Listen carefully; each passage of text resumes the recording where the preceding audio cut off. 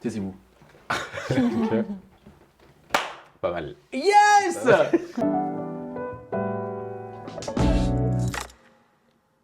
J'ai cherché sur Google. La crise, c'est une période, un phénomène critique où il est nécessaire de faire un choix pour faire face à un changement majeur. Alors, pour le retour de la table ronde, nous avons décidé d'essayer de vous aider dans ces choix. Et aujourd'hui, comment mobiliser vos équipes face à la crise. Et pour le faire, je ne suis pas tout seul, mais je suis accompagné de Samir. Salut Samir. Hello Pat, hello Emma. Et donc Emmanuel. Salut Emmanuel. Salut Pat, salut Comment, Samir. comment vous allez tous les deux? Ça va super. Ça va bien. Crise politique, économique, relationnelle, locale ou globale, la crise inquiète ou stimule. Les crises ont engendré des drames, mais ont aussi permis les périodes les plus créatives de notre histoire. Aujourd'hui, on va parler de comment la gérer en management. 3 parties devant nous. La première, bien vendre l'aventure pour en sortir entre optimisme et réalisme. La deuxième, savoir s'il faut jouer prudent ou miser gros. Et la troisième, enfin, plus énigmatique, mais restez jusqu'à la fin pour savoir, le premier jour du reste de votre vie avec cette crise. Alors, on va démarrer sur la crise et sur cette question d'optimisme ou de réalisme. Et alors, Sam, toi, tu te considères plutôt comme étant optimiste ou réaliste plutôt? Moi, on dit de moi que je suis plutôt optimiste. Je suis pas forcément d'accord, mais on dit de moi que je suis plutôt optimiste. Et toi, Emma? Quoi Voilà. Bonne question. Je pense que je suis d'abord pessimiste. Ah oui? Non. Je sais pas, ouais. En tout cas, on dit de moi que je suis optimiste, mais il y a une citation qui m'exaspère plus que tout, et là-dessus je voudrais votre avis. Je vous la donne la citation. Un pessimiste voit la difficulté dans chaque opportunité, un optimiste voit l'opportunité dans chaque difficulté. Et je n'en peux plus d'entendre ça quand il y a des crises. Et vous, alors toi, je te vois, ça te fait rire déjà. Cette phrase, elle me fait rire parce qu'il y a un côté un peu hors sol. Ouais. Ça fait très. Il faut toujours voir la vie du bon côté et tout. Non, en fait, il y a des moments où c'est la merde. Et on a le droit d'en souffrir, on a le droit d'être dégoûté, on a le droit de ne pas être optimiste dans des moments de crise, tout simplement. Et toi, alors, est-ce que tu aimes bien cette citation? Bah, en fait, ce que je trouve dans cette T'es dit. situation, non, mais ce que je trouve intéressant par rapport au sujet dans cette situation, c'est de se dire, il y a des fois où il est bon d'être pessimiste. Je le dis en tant que pessimiste. Et je pense que notamment en temps de crise, ce qui manque parfois, c'est qu'on se sent à l'intérieur pessimiste en tant que manager, mais on se dit, ah non, je peux pas dire ça à mes équipes. Et donc, alors que je pense que dans un premier temps, il est plutôt sain d'annoncer le tableau tel qu'il est, et le tableau tel qu'il est, parfois, il est plutôt noir. Et je trouve que ça a plusieurs avantages, parce que déjà, on crée un lien de confiance avec ses équipes en disant « Ah, voilà où on en est. Franchement, voilà les changements qui nous attendent, voilà les menaces qui sont autour de nous. » Ou de nommer aussi les choses en disant bah, « Là, notre équipe, elle est en crise, c'est difficile. » Je trouve qu'on gagne en confiance pour la suite avec nos équipes. Je trouve que, deuxièmement, on fait appel à des comportements un peu extraordinaire, dans le sens où si on annonce une période extraordinaire, et tu disais la crise c'est faire des choix, si on dit bah voilà, là on est devant un choix, je le pose, on fait appel à des comportements un peu plus forts. Il y a des réactions même avant. Exactement. Avant Et je trouve que aussi voilà, non, c'était à peu près tout. Et alors, ok, non, mais donc du coup, pour démarrer l'aventure, on va nommer le problème. Et donc, je ne sais pas si c'est du pessimisme, en tout cas, c'est du réalisme, hein, c'est ça que tu prônes. Mais Samir, moi, une fois qu'on a fait ça, comment est-ce qu'on amène l'optimisme? Moi, j'ai quand même l'impression que les humains, ils ont besoin d'être emportés dans quelque chose d'un peu positif. Et donc, Partage. Et puis autant, j'étais en train de dire tout à l'heure, faut pas qu'on soit bisounours et tout, autant faut quand même donner un projet qui donne envie, parce que sinon c'est réellement la merde. Et je pense que la première chose à faire pour être positif et optimiste, c'est de pas mentir sur les promesses. En fait, c'est de pas faire des fausses promesses. Ça d'ailleurs, ça vaut pour toutes les tables rondes qu'on fera dans toute notre Ah vie. oui. Mais voilà, gardez ça on en va tête. demander au monteur cette phrase-là. Gardez. Mettez-la dans tout. À chaque fois, voilà. Non, mais il y a un côté, ce qui trahit les gens, c'est les fausses promesses. Et pour ne pas en faire, bah, il faut éviter de faire des promesses sur les résultats. Typiquement, on peut promettre des choses sur le chemin, sur le fait que ça va être fun et difficile, qu'on va pouvoir en tirer des leçons qui nous serviront au-delà de la crise et au-delà de la crise dont on parle, mais dans d'autres situations, dans d'autres milieux. Mais il ne faut pas commencer à dire que si on avait une crise de turnover, bah, c'est sûr qu'on va réussir à recruter 150 personnes la semaine prochaine. Ça, c'est un premier problème. Tu aurais un exemple justement de promesses sur le chemin et pas sur le résultat que tu aurais vu chez un client? J'en ai deux. Donc, il y a Un, Il y a- ça sera déjà génial. Ça va dans le même sens. Non, on était avec FIV Maintenance, du coup, lors d'une journée avec des pompiers il y a quelques jours. Coucou Kevin. Coucou Kevin, journée exceptionnelle. Et on discutait un peu de ces problématiques sur le recrutement, sur justement la fidélisation. Et donc forcément, ils sont en train de réfléchir à comment on peut travailler sur notre promesse d'employeur, enfin notre marque employeur, comment on peut rendre notre entreprise un peu plus attractive. Ils vont pas forcément mentir à leurs équipes en disant qu'une fois qu'ils vont le faire, eh ben forcément, on va réussir à recruter et à combler les trous. Non, on ne sait pas d'ailleurs. Pour autant, ils savent très bien que ça va leur permettre de travailler de toute façon sur leur marque, que les collaborateurs qui sont déjà dans l'entreprise, bah, ils se sentiront peut-être un peu plus attachés à leur boîte, qu'ils auront peut-être des vestes avec un nom un peu plus sympa. Et ça vaut qu'on réussisse à recruter ou non. Ok, donc je vois quand même ce début d'équilibre qu'il faut trouver entre l'optimisme, on va dire, sur les actions, l'envie de bien faire, et peut-être pas sur les résultats. Ça me paraît assez clair. Moi, il me semble, et là j'ai été, en réfléchissant à cette table ronde, j'ai découvert un petit film, vous savez que je suis très cinéma. Et là j'ai exhumé un film que j'adore qui s'appelle Assaut, John Carpenter, pour ceux qui aiment. Ah, tu ne connais pas. Et non. Eh ben, il faut voir Assaut de John Carpenter. Assaut, c'est un remake de Rio Bravo, mais peu importe. Et en tout cas, ils sont face à une crise très forte puisqu'ils sont dans un petit commissariat attaqué par des espèces de spectres. Enfin, c'est des humains, mais on les voit pas, on voit pas leur tête. Et face à cette crise, la première chose qui se passe, c'est que le chef, le policier, quoi, va chercher ses alliés et il va avoir une assistante, une secrétaire qui n'est pas du tout une femme d'action, tu vois, et un prisonnier qui normalement ne devrait pas sortir de sa cellule, tu vois. Et ça va être ses premiers alliés. Et il me semble que dans l'histoire, il y a aussi l'optimisme qu'on doit avoir, le premier qu'on doit avoir peut-être même, c'est celui de l'optimisme sur les gens qui vont nous suivre et de croire que les gens vont nous suivre. Je sais pas comment toi tu as vu ça peut-être dans certaines de tes missions. Oui, ça me fait penser à une mission donc c'était une entreprise qui faisait du conditionnement. Il y avait 2 usines A et B et ils savaient que dans un an, une des 2 allait être vendue probablement. Donc là, on est dans une situation un peu de crise qui ne nous tombe pas dessus tout de suite, mais on se dit que ça va pas être fou dans un an. Et je trouve que là, ils avaient vraiment joué sur quoi qu'il arrive, il faut qu'on soit les 2 sites hyper soudés. Parce qu'on en aura besoin, qu'on soit vendu ou non.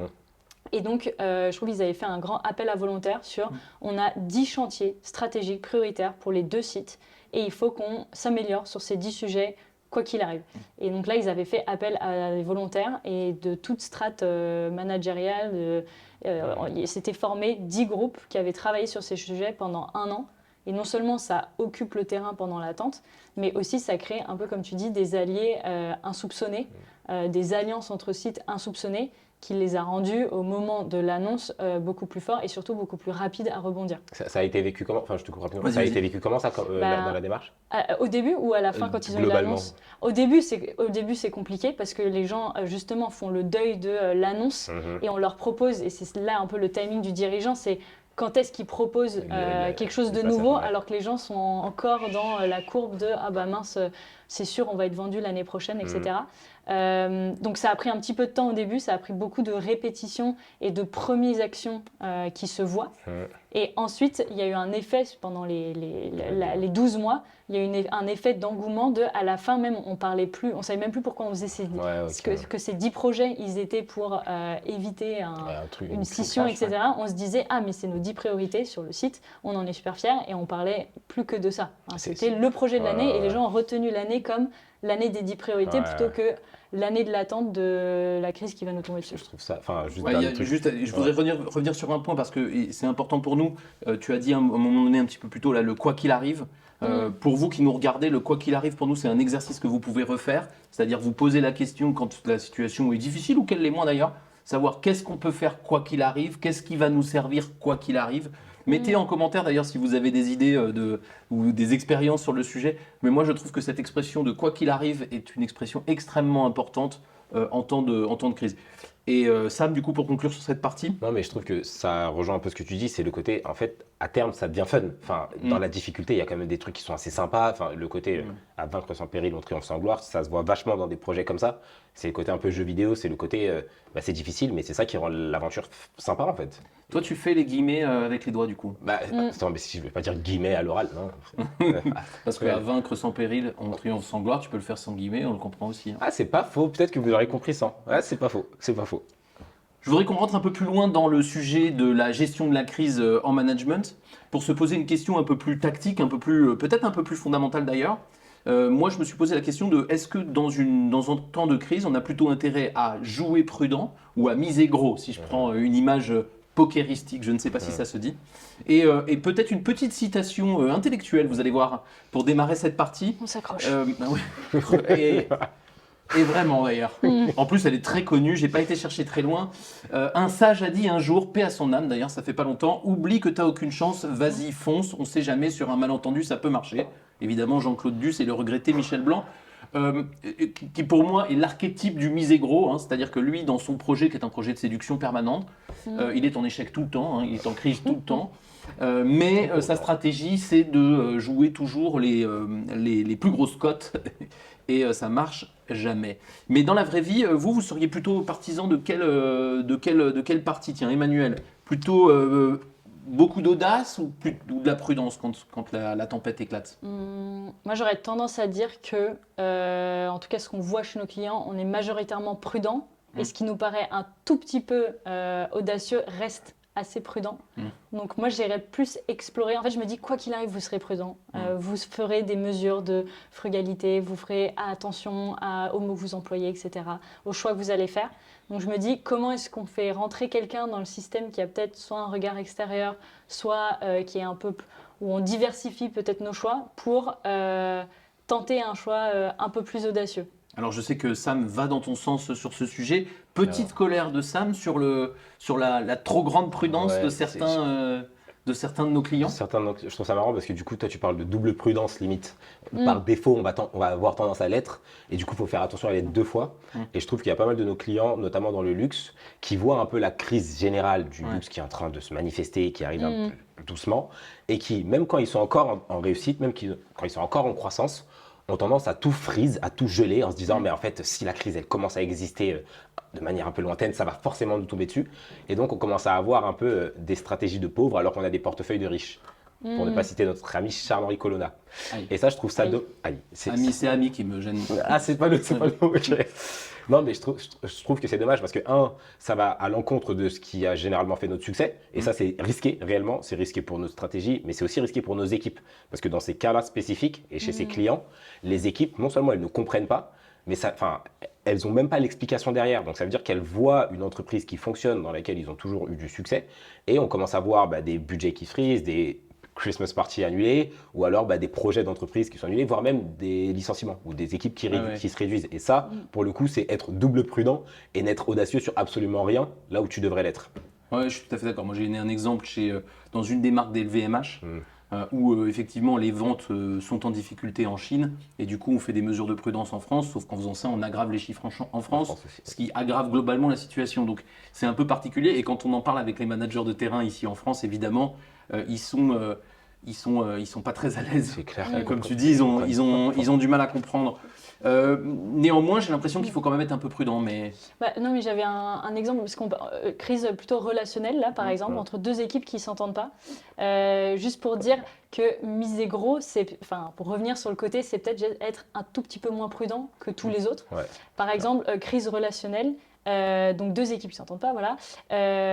On proposait de les rassembler, les 2 équipes, autour de la même table. Pour eux, ça déjà, donc vous qui ne connaissez pas les équipes, vous dites jusque-là c'est assez normal. C'est évident. En fait, de notre point de vue, c'est normal. Et pour eux, c'était déjà du monde extraordinaire. Ils disaient mais non, c'est impossible. La prudence, ce serait de d'abord faire un atelier avec l'un, puis avec l'autre, puis peut-être rassembler une personne de chaque équipe. Enfin, je tire un peu le trait, mais je me dis, en fait, dans un contexte crise, la zone de prudence se rapetit et du coup des pas qui sont d'ordinaire, justement dans un contexte ordinaire, qui sont normaux, peuvent déjà paraître comme miser gros. Oui, donc il n'y a pas toujours besoin de mettre un all-in pour dire miser gros. Exactement, oui, c'est pas forcément le moment où il faut sortir 5 nouveaux produits. Ce serait miser plus gros que prévu, en fait, ce que tu es en train de dire.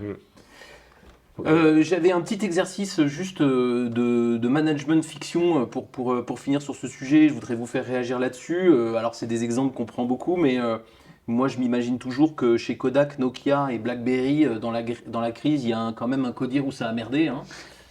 Au moins un. Juste un. Au moins un. Il y en a un où ça a merdé, et moi j'ai tendance à penser quand même que bon, c'est que des leaders, hein, c'est des gens qui sont très très forts sur leur marché au moment où ils doivent prendre leurs décisions.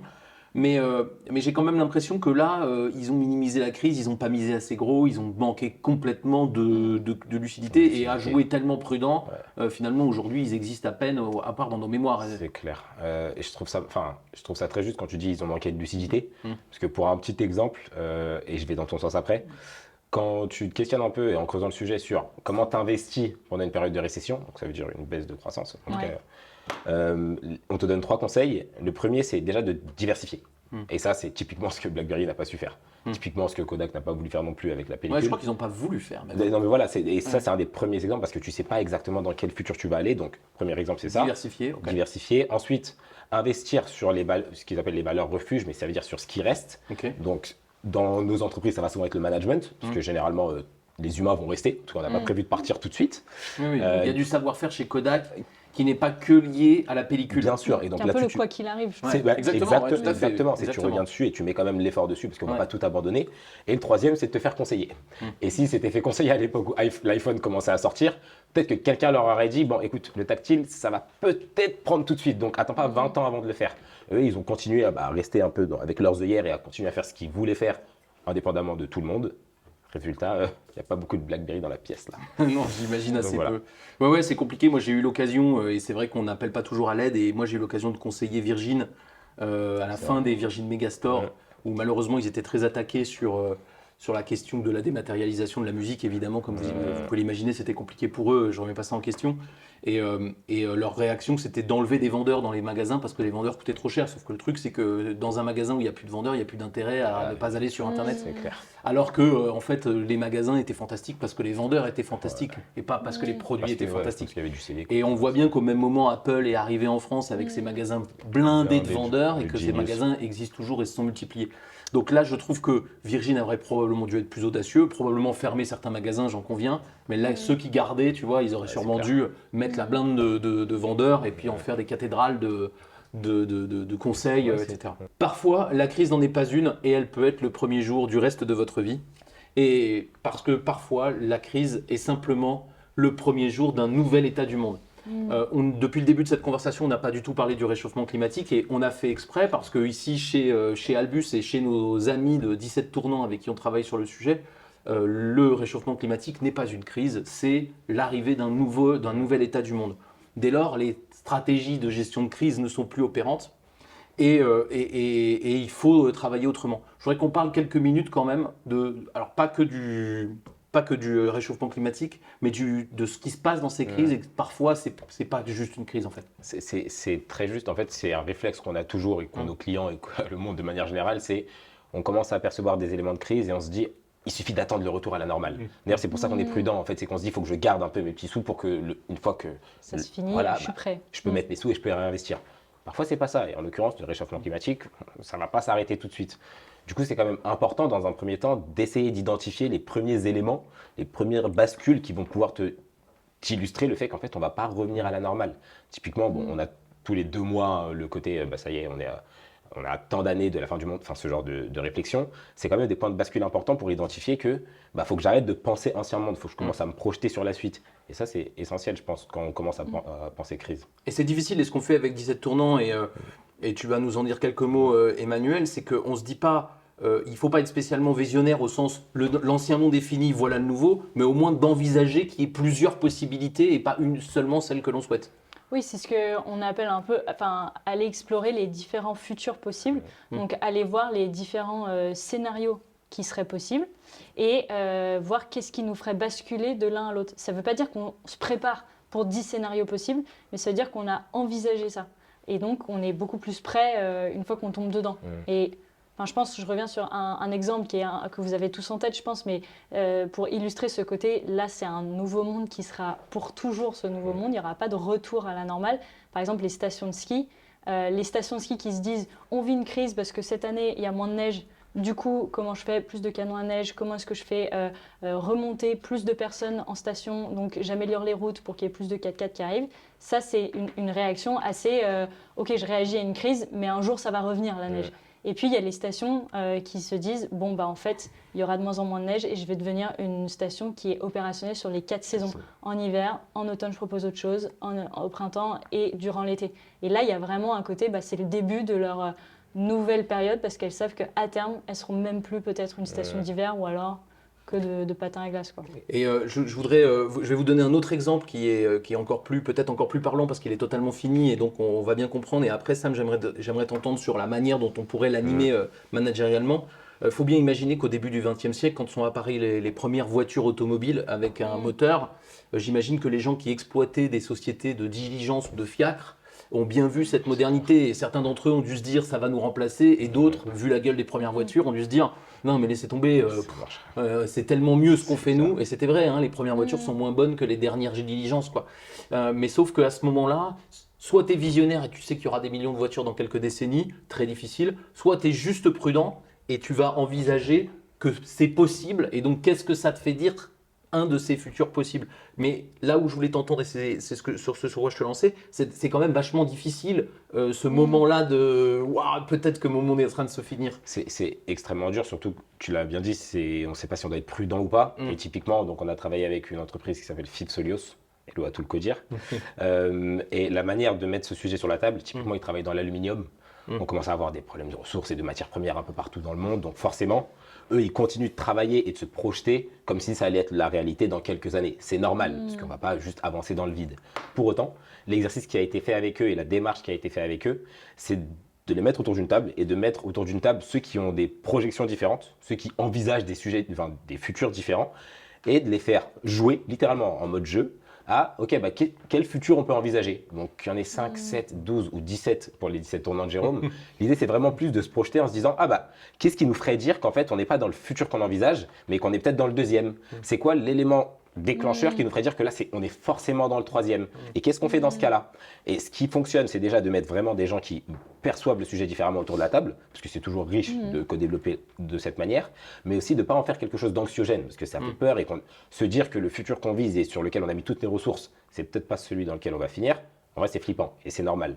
Donc, plus c'est ludique et plus il y a un côté, on attaque le dragon tous ensemble et c'est une aventure difficile, mais dans laquelle on sortira grandi, plus c'est facile à faire et plus on prend un peu l'habitude intellectuelle de le faire en fait, parce que c'est pas juste un truc qu'on doit faire une fois face à une crise, mais c'est une habitude qu'on doit prendre dans différents types de situations et à chaque fois qu'on se projette. Et managérialement, ça a super bien fonctionné, ça leur a plu et c'est quelque chose qu'on essaye de pousser un peu plus fréquemment du coup. Au début de cette table ronde, je définissais la crise comme une période, un phénomène critique où il est nécessaire de faire un choix pour faire face à un changement majeur. Et nous avons vu dans cette discussion qu'il y avait une vraie réflexion pour agencer à la fois l'optimisme et le réalisme et que les gens puissent se sentir à l'aise dans ces périodes évidemment troublées et évidemment difficiles à vivre. Que probablement on était souvent trop prudent et qu'il fallait oser miser un peu plus gros, en tout cas par rapport au référentiel dans lequel on était, que la crise pousse à être pessimiste et qu'il faut sortir un peu de ces carcans. Mais peut-être que la crise n'en est pas une et que c'est le premier jour du reste de votre vie. Merci à tous les deux pour nos échanges. Merci à vous. Merci. N'hésitez pas à commenter avec vos expériences, avec les questions que vous avez et on sera ravis d'y répondre. Et n'oubliez pas, il faut se faire aider dans les crises. À bientôt. Merci à tous, à bientôt. Allez. Voilà, c'est pas mal.